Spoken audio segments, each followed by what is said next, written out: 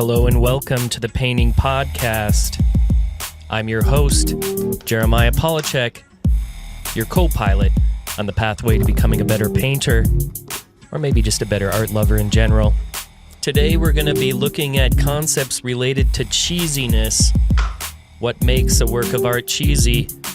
How does our own personal nostalgia relate to what we think is cheesy? And how does cheesiness threaten the largest art institutions in the world? Let's get into it. So imagine you're in a bedroom. You're in an attic bedroom in North Dakota, and you're 9 years old, and you're looking through a box of stuff that should have been thrown away. But somehow, calendars with really good art, it feels bad to throw it away, right? And so you're looking at all these old calendars and some old cards from people who are no longer alive. And amongst these calendars and other ephemera, there's an image on the cover of one calendar, and it's of a moon rising in the background, huge moon that takes up most of the picture plane. And in front of it is a man who is in some sort of fantasy barbarian garb, and a beautiful barbarian woman beside him walks straight directly at the viewer. Much of the painting seems to have been done with airbrushing, but there's also a lot of painterly elements. And the artist who painted this most definitely had a firm grasp of anatomy and figurative art. The artist I'm speaking about is Frank Frazetta, who's one of the most well-known fantasy painters from the 60s, 70s, and 80s. He's most well-known for his painting called Death Dealer, which depicts a man who is wearing armor with a horned helmet and whose facial features are completely obscured by a shadow, and he sits atop a horse holding an axe and shield. You've probably seen this painting because it ended up on a lot of different comic book covers and a lot of D&D books and these sorts of things, as well as the cover for Molly Hatchet's debut album in 1978. And this painting was so popular that Frazetta kept painting it. He kept making different variations of it. People couldn't get enough of it. And this painting also fell into my hands by chance in a box in an attic that I was looking through. And it was one of the first times I really saw oil painting that energized me, that really moved me, that made me interested in painting and made me want to say, I want to do that. I want to make stuff like that, right? But now, a lot of fantasy art would be considered cheesy. And let's dissect, what does it mean exactly for something to be cheesy? Because some of you listening out there are probably thinking, Frank Frazetta's work's not cheesy. It's amazing, right? That's what I think too. But the first thing we have to think about with cheesiness is that there is a subjective cheese factor at play that all of us are going to read our own personal biases into. But with that being said, there's still some common elements of cheesiness that I think we can address and dig into as well. So let's start off by defining some common elements that make something cheesy when we're looking at it. Oftentimes, artwork that is considered cheesy has this direct appeal to sentimentality. There's not a lot of nuance, it's very direct, and it's speaking to the masses. And it's often mass-produced as well. Just like that calendar of Frank Frazetta paintings that I found when I was 8 or 9 years old. I found it because it was everywhere. It got onto the cover of an album even. So immediately, as we embark into this quest to discover what is cheesy, we're set up with a dilemma where mass-produced items may be loved by a lot of people and received well by a lot of people, so much so that the artist who creates them makes a lot of money doing so, but they're not embraced by the white cube, highbrow art galleries, who often speak about how we need to democratize the art world, but not for Frank Frazetta, right? Frank Frazetta is for those people over there. He's for dorks and D&D players and this sort of thing. He's not going to have a retrospective at the National Portrait Gallery. He's for somebody else, right? He's not for us. And so immediately when we think about cheesiness, this division becomes apparent. Who gets to say what is cheesy? And why is it that often images which are so popular are also considered cheesy? One thing that really stands out as I got into this topic a little bit is that there's a direct connection with cheesiness in art and mass production of art. A lot of prints and these sort of things began to be made in the 18th and 19th centuries, and that's also when a lot of so-called lowbrow works were being created. And oftentimes these were prints that would appeal to, just everyday people. And if we really think about it, previously, the church would employ artists to make stories for people that couldn't read. So this isn't something new, making images for the common person, but when the church did it, somehow it was okay, and this art is held up as being some of the greatest ever made. But when it's made by a comic book company, it's considered, something you throw away. It's something you find in a box, in an attic. It's not something on the walls of a major museum. But looking into comic book art and its crossover into fine art or highbrow art, there's already been this connection established. I think it's pretty firm that now we have a whole genre of art which is called lowbrow. You can look in magazines like Juxtapose, and you can see a lot of artwork that's based on graffiti, people drawing on shoes, people drawing on skateboards, illustration, blending into painting, and a lot of these boundaries have been broken down, but they're still within a confined genre that is called lowbrow art now. When Robert Hughes, one of the most famous art critics in the end of the 20th century, he was actually speaking about Robert Crumb's work and comparing him to Daumier. He said he was the Daumier of our age. And this is R. Crumb he's talking about, the guy who created Zap Comics. So I think it's fair to say that a lot of comic book culture and fantasy art culture has now seeped into what we no longer consider cheesy. So let's turn up the cheese factor a little bit more. And imagine yourself in a warm cabin in an idyllic landscape, and it's cold outside and some snow is falling, and there's a deer. There's two deer. There's a daddy deer and a mommy deer and their little baby deer. And they're looking at your cabin, and they see a nice orange glow emanating from the windows. And that orange glow represents family and warmth and comfort. We're talking about the American artist Thomas Kinkade, one of the most famous and financially successful painters in the last couple decades. At the height of his fame, Thomas Kinkade's company was supposedly worth over $100 million, and he boasted that he had a painting in 1 in 20 American homes.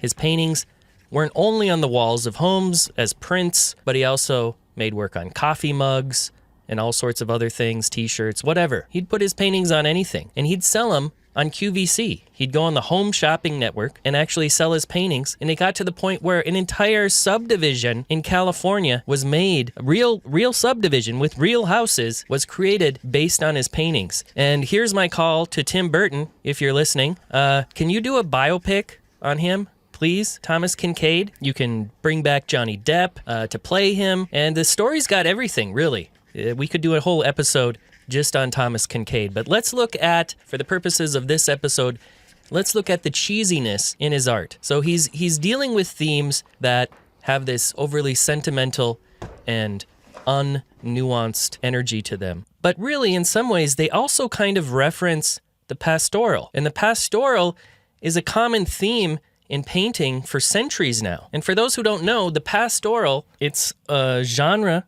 of art, literature, and music as well that really idealizes rural life and landscapes, and it often emphasizes simplicity, peace, and harmony with nature. Oftentimes, we see the pastoral as man being in control and taming nature as well. It's not these wild landscapes that we got from people like Bierstadt. They're more, a pastoral landscape is more chill. Maybe there's some sheep. There's a sheep herder walking by, right? And we could look to another Thomas Gainsborough, the British landscape painter, if we want to see some really great examples of the pastoral. And at its essence, Gainsborough versus Kinkade, there's a lot of similarities conceptually with what they say they are doing. But something about Kinkade still rubs us the wrong way, doesn't it? If we're going to have a Kinkade, we know a lot about art, and we put up a Thomas Kinkade painting on our wall, we're likely doing it in an ironic manner. If we put up a Thomas Gainsborough, we might say,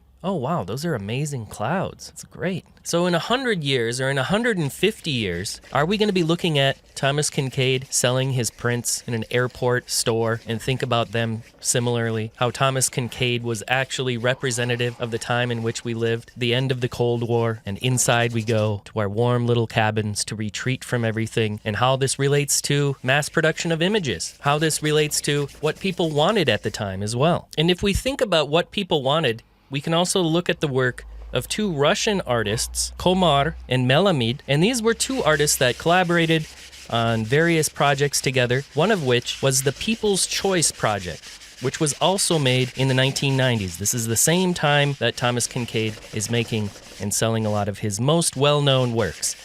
And the way that Komar and Melamed created these paintings was they conducted various surveys in different countries to determine the most and least desirable qualities of a painting according to the public opinion. And then based on these poll results, they created paintings that were specifically tailored to the preference of each country's respondents. So in this, we begin to explore concepts of taste, democracy, and the role of the artist in society. You know, one of the weird things about being an artist is that you're making objects that nobody ever tells you to make. Generally, that's what an artist does. They don't listen to society. They're supposed to push the public in a certain direction. That's often how we think of artists now. They have to confront certain issues that nobody else is going to take on. And then they're going to enable the populace or the audience to see their point of view. But what Komar and Melamed did was instead to take the people's view of artwork and then make paintings based on that. It's kind of like the Spice Girls,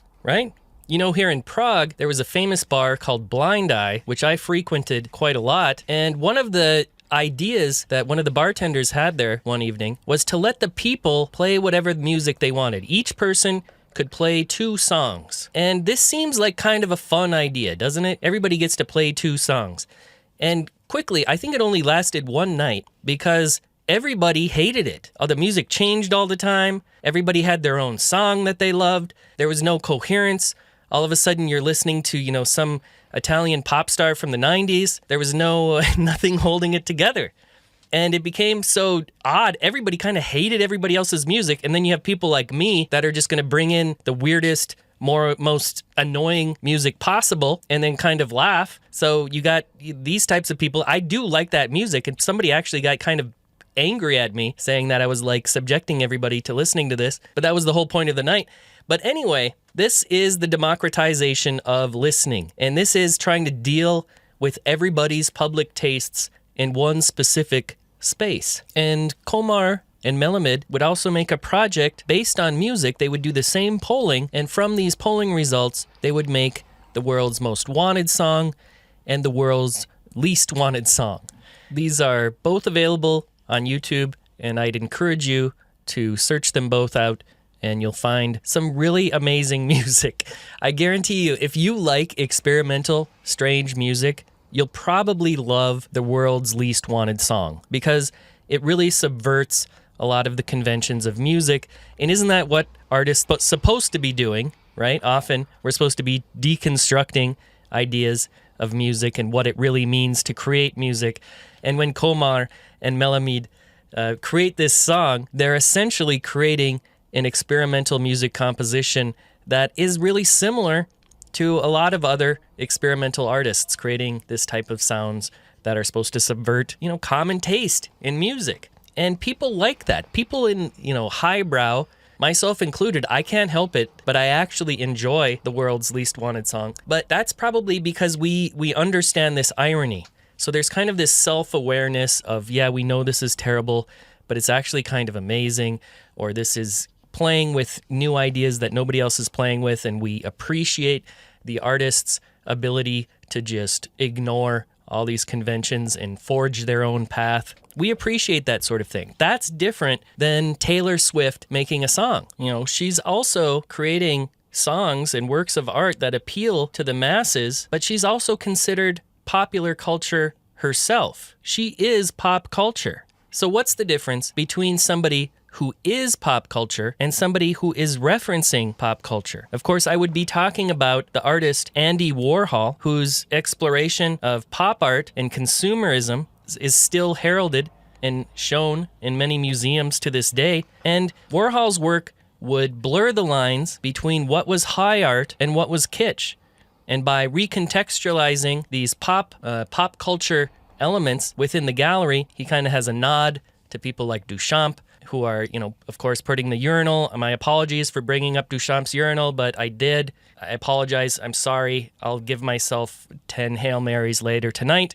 But when he's doing this, he's really challenging this art world elitism. in a way. And by challenging the art world elitism, what does he do? He becomes part of the art world elitist crowd. So can pop art really challenge anything when it's firmly accepted within the institutions and museums of the world today? If we're looking at an artist who really wants to challenge a museum in terms of mass production of images and imagery, which they cringe at, somebody like Thomas Kinkade would be far more challenging to the museums of the world. We know that he is not going to get in. And is it just because of how Thomas Kinkade sold his works? Is it because of the context in which he put his works into society that deems them unacceptable for display in a museum? The thing that Kinkade is missing is a critique. It's the same thing that Melamed and Komar in their works possess. They have that critique. It's built into the joke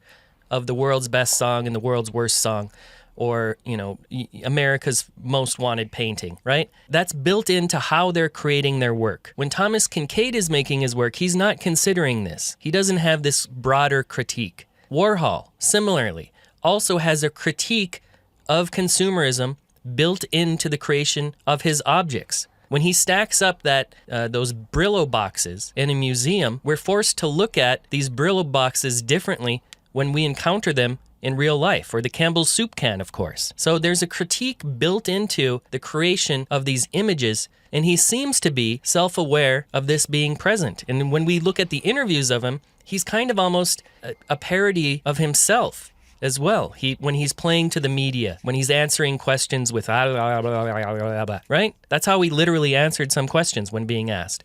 So he is part of the joke, and everybody who's in on the joke can kind of smile and laugh together. We can't do that with Kinkade. But when you have inside jokes, you also have the rest of the populace. You're kind of laughing at their expense in a certain way as well. And this would bring up the artist Jeff Koons, who Robert Hughes would say couldn't even carve his initials into a tree, but still somebody who created some of the most well-known sculptures of the late 20th century. And so he would make a sculpture of Michael Jackson and Bubbles, and he would get an Italian souvenir shop to recreate these pieces on a grand scale. And these would be small little tchotchkes that you would see. If you saw this, on 1/10 of the scale or 1/100th of the scale, this would be a little tchotchke in grandma's mantelpiece. But if we take that little tchotchke off the mantelpiece and we blow it up 100 times and put it into a gallery, people will come and look at it differently. They'll talk to the artist differently. Of course, the artist in this case really is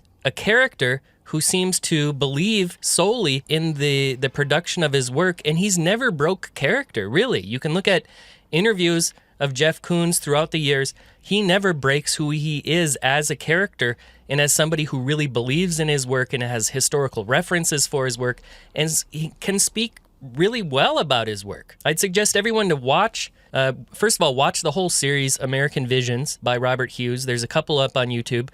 But his interview with Jeff Koons is really kind of amazing because Robert Hughes really wants to crack this persona that Jeff Koons is putting out, but Jeff Koons just can't break it. It seems to be who he is. And that creation and that production of that work in that context literally gets put up on pedestals in museums. It can be the outside of the Louvre, right? You have a giant puppy dog made of flowers. Why isn't that cheesy? Why isn't Michael Jackson and Bubbles cheesy? Or is it cheesy? And that's the point. The cheesiness is the point of the work. We're recontextualizing cheese. And when Koons speaks about his work, he talks about how he wants everybody to be able to experience his work. He wants a young child and an old person to be able to come and experience the work on their own terms and be very open to all these different ideas. And there's something kind of nice about that, right? There's something nice about the art, the creation of artwork that everybody can kind of appreciate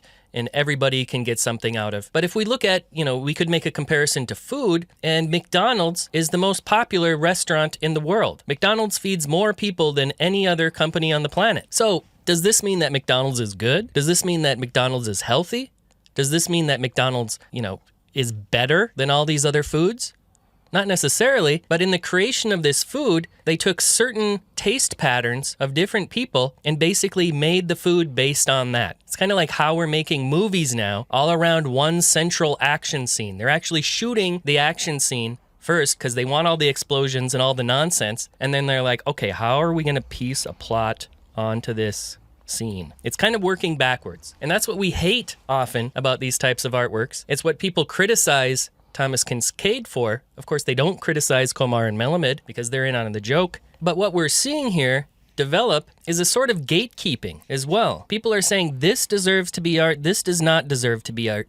Even if they claim that, oh, well, highbrow and lowbrow is all disintegrated, there isn't an... It still exists because we still have museums and people still have to choose what goes into museums. And I'm not saying we should have a retrospective of Thomas Kinkade's work necessarily at the Met. That's not what I'm asking for. I understand why it's not there. But in examining cheesiness and corniness and kitsch, we do have to ask the question of why some stuff is allowed in and some stuff is not allowed in. And there's also a broader factor at play, which I haven't spoke about yet, and that's the role of social media in the popularization of certain artists and their own ability to become financially stable and create their own small niches that buy their work. They're not necessarily getting, smart articles written about them in big magazines, but digital culture itself influences the appreciation and dissemination of cheesy and kitsch art, and a lot of these people are really rewarded for it. So when we're thinking about digital culture in general and the art world, people that make paintings that are supposed to be worth a lot of money, how do you exalt certain artists? How do you put certain artists up onto a pedestal and say this painting is worth $45,000, but we have 40,000 other MFA grads trying to make artwork as well, all making 100 paintings each.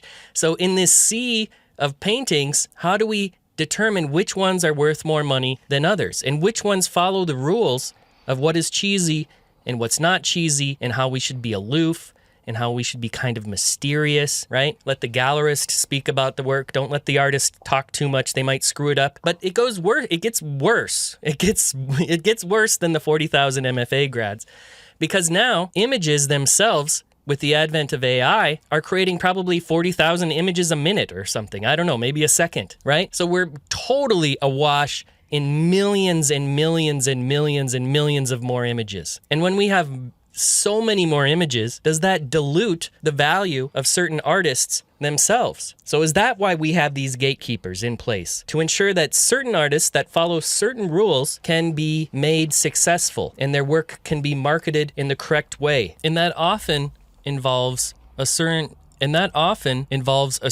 nuanced approach to painting itself. That's something Thomas Kinkade absolutely isn't. He's not nuanced. He's hitting you over the head with sentimentality. And when we look at a lot of AI art, it's also completely without nuance, right? AI art is created, it's an algorithmic aesthetic that is created and trained on popular tastes itself. That's why it looks a certain way. If we ask Midjourney to create us a painting of Will Smith eating spaghetti and we make no other specifications, we're probably going to see a very painterly, kind of loose yet realistic depiction of Will Smith eating spaghetti. That's because these AI algorithms are trained on these huge data sets from the internet, and they're looking at all sorts of different popular, mainstream, and therefore cheesy images, because it's looking at mass-produced images. It's going to recreate the same sort of mass-produced image. And it really lacks subtlety in this regard. That's something that AI still struggles with, is nuance, subtlety, irony, and these are all elements that the art world typically holds on a pedestal, right? So the absence of this nuanced understanding of cultural context and emotional subtlety will lead AI to make art that can feel very shallow and overly sentimental. And this is partially due to the fact that AI is more of a replication bot. It doesn't totally understand what it's making. It can mimic certain styles and it can mimic certain elements of art, but it doesn't understand the cultural significance or the historical context of these works. AI itself can democratize the creation of art, but it also raises question about if it's diluting artistic skill and intent. You know, my daughter, she's in 6th grade, and she had a substitute teacher for a physics class, and everybody was going around the room talking about what they want to do when they grow up.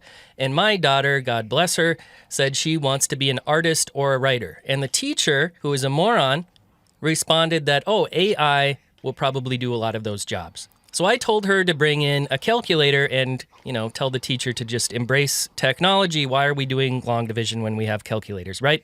It completely misses the concept of what an artist actually does.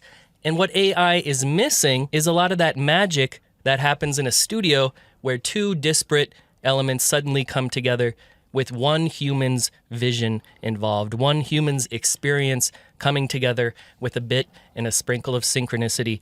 That's what's missing in a lot of AI art, but it's also what's missing in a lot of artwork which is considered kitsch or mass-produced, or somebody like Thomas Kinkade. It's like they're listening to what the audience wants too much, and there isn't that specific artist intentionality that we really see as authentic. We see the artist as responding to society rather than creating something of their own. But we can flip this on its head as well if we go back to Frank Frazetta's paintings, because I have no doubt that Frank Frazetta loved making these paintings. He loved the world in which they inhabited. He loved the characters.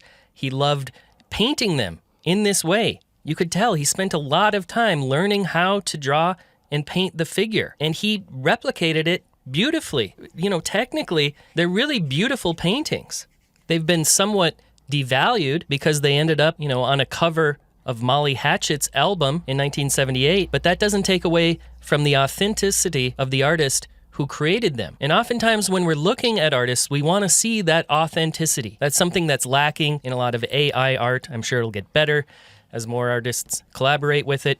But it's something lacking in the vast majority of AI art that's being produced, but it's something that's still present in individual artists. So how can we bridge this gap between what people want, social media, what goes into museums, what goes on our walls, what gets sold on QVC and the shopping network? They're all creating images that come into people's lives in different ways. They're all telling different stories. So when we look at everything all together and this exploration of cheesiness and kitchen art, I hope that I've revealed to you that there's really a multifaceted nature of artistic expression as well as reception, as well as the way it's received in public, and that strange circle that goes from what the public wants to what the artists make to what the public receives and, loves and clicks on and likes. And ultimately, this journey through all these different themes